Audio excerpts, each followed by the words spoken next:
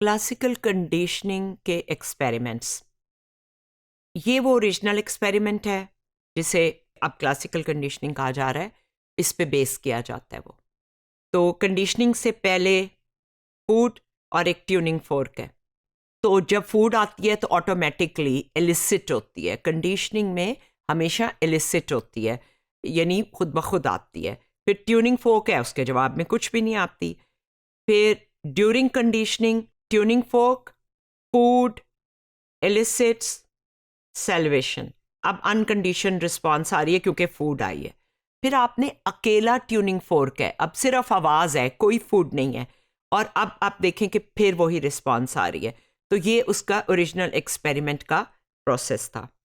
आपने आवाज़ और खाने के बीच में या अनकंडीशन स्टिमुलस और न्यूट्रल स्टिमुलस के बीच में कितना वक्फा रखना है, क्योंकि ये एक एक्सपेरिमेंटल प्रोसेस है और इसकी टेक्निक होती है और वो अहम होती है कि किस तरह से किया जा रहा है। अगर आज एक खाना मैं खाऊं और एक हफ्ते बाद मेरी तबीयत ख़राब हो, तो जो गैप आया है मैं कभी भी उन दोनों को एक दूसरे से नहीं जोड़ूंगी, ठीक है। लेकिन वो तभी होगा कि खाना खाते ही उसी एक आध घंटे में आपकी तबीयत ख़राब हो, तो तब वो कनेक्शन बनेगा। तो इसी तरह ये टाइमिंग अहम है। डिले कंडीशनिंग ये होती है कि जो ऑनसेट है टोन का वो उससे पहले होता है, और जब आप अनकंडीशन स्टिमुलस यानी फूड दे रहे हैं, ठीक है, उसके शुरू होने से पहले और ख़त्म हो जाता है, फिर फूड आती है। ट्रेस कंडीशनिंग कि वो अभी चल रही है आवाज़ और साथ ही आप बाद में खाना दे देते हैं, तो उसको वो थोड़ा सा ओवरलैप कर रहा है। जैसे आपको ये इन शेप से पता चल रहा होगा जो हर पिक्चर के नीचे हैं, ट्रेस कंडीशनिंग के नीचे हैं। जो साइमल्टेनियस है कि उनको बैक वक्त दिया जाता है, बैक वक्त उसी वक्त फूड और उसी वक्त आवाज़। और बैकवर्ड ये है कि खाना पहले दे दिया और बाद में आवाज़ सुनाई।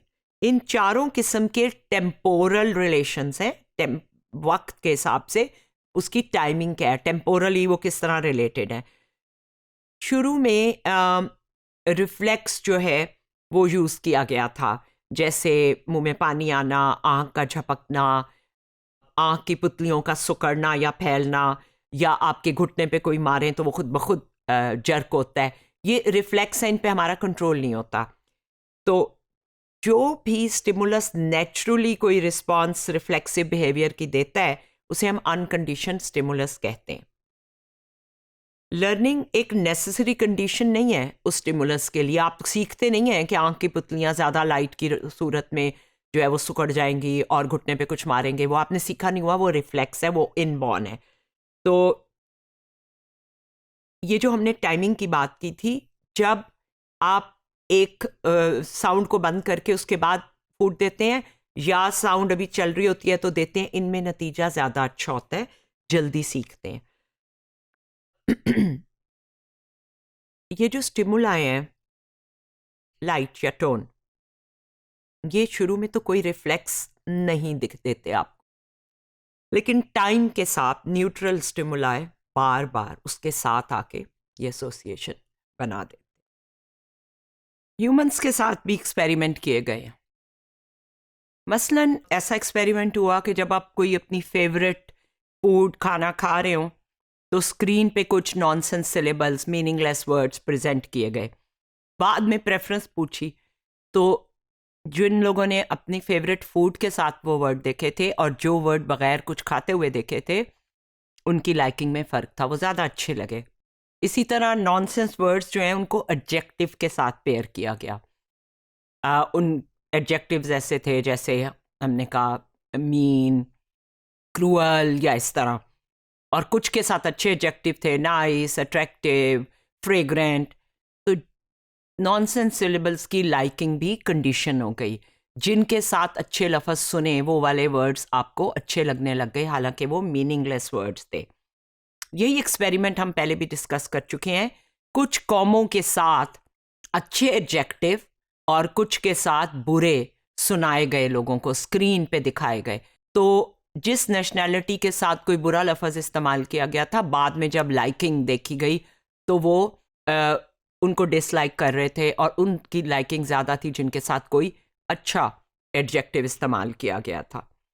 इवन बॉडी का ऐसा रिफ्लेक्स जो कि किसी केमिकल तब्दीली से हो, जैसे अगर एक ड्रग को एक टोन से पेयर कर दिया जाए और वो ड्रग जो है वो आपके हार्ट बीट को तेज़ या स्लो या नाउजिया क्रिएट करती हो, और कई दफ़ा ऐसा किया जाए तो बाद में सिर्फ टोन सुनकर ही आपका बीपी या आपका जो नाउजिया है वो इलिसिट होगा।